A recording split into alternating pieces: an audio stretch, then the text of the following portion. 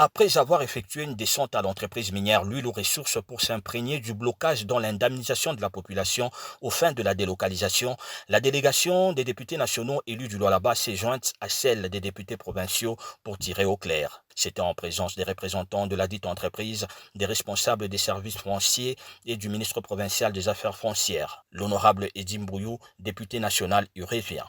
La première délocalisation concernait les agriculteurs.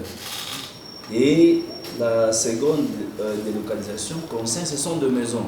Donc il ne faudrait pas vous attendre au même montant. Si vous trouvez que l'entreprise n'est pas à mesure de délocaliser ou de payer tout d'un coup ces montants, mais acceptez quand même de le payer, mais faites un plan de délocalisation. L'honorable président de l'Assemblée provinciale du Lualaba, Jean-Marie Kasseya, a saisi cette opportunité pour faire un plaidoyer. Une fois à Kinshasa, les députés nationaux devront entrer en contact avec le cadastre minier pour présenter la situation. Vous devez vous mettre ensemble, députés nationaux, sénateurs, aller discuter avec le ministre des Mines et ses services, surtout le cadastre minier, pour qu'on arrive un peu à régler cette question.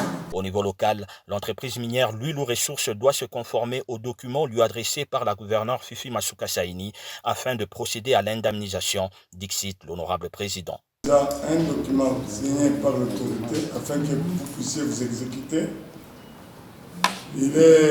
Aujourd'hui, vous devez noter que nous n'attendons que l'aboutissement de ces dossiers.